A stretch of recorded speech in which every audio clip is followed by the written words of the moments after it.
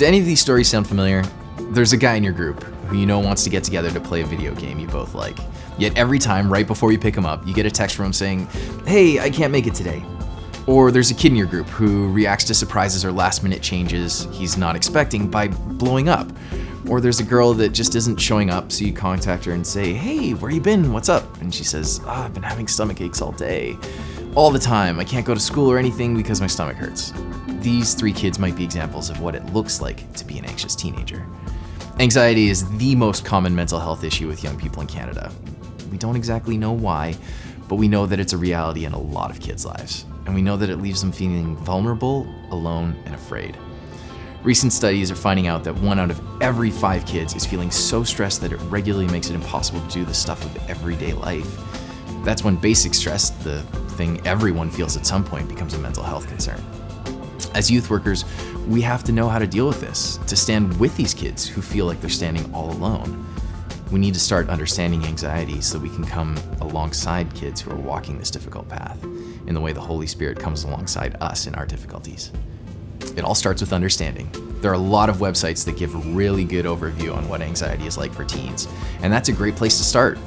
But one of the best sources of information is to ask the young person themselves. Ask them how it feels to live in their shoes. What are the thoughts that are in their mind? What fears come back over and over? How does it feel to experience them? They will help you understand anxiety, and in return, you'll begin to understand them. And as you do that, their behaviors will start to make a lot more sense. As you seek to understand them, there are a few things to remember. First, don't try to talk them out of it. Sometimes we forget that anxiety isn't based in logic, it's based in emotion. We respond to anxious feelings by telling them why they logically shouldn't feel that way, but that doesn't work. As we try to talk kids out of their anxiety, they actually become more anxious. In fact, they often feel just plain stupid for feeling these illogical feelings.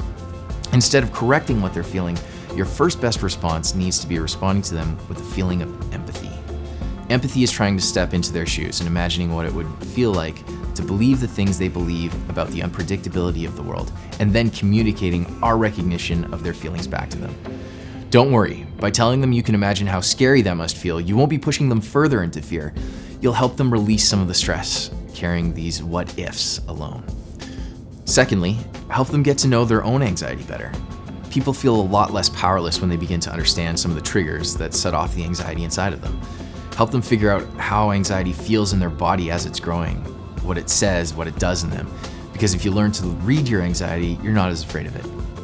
Truth is, for most kids, one of the most predictable parts of anxiety is when they find themselves becoming anxious about getting anxious. They start to feel the anxiety growing inside of them and they say, "Oh no, I'm gonna get anxious. I'm gonna make a fool of myself. It's gonna come and there's nothing I can do about it." That's the sense of powerlessness that comes with anxiety. And if we can help kids begin to understand the feelings within themselves and maybe help them realize they're not the only one that feels that way, then some of that fear of the unknown loses its power. A third idea is to equip them to fight. I'm guessing you're a compassionate person. That's why you're a youth worker.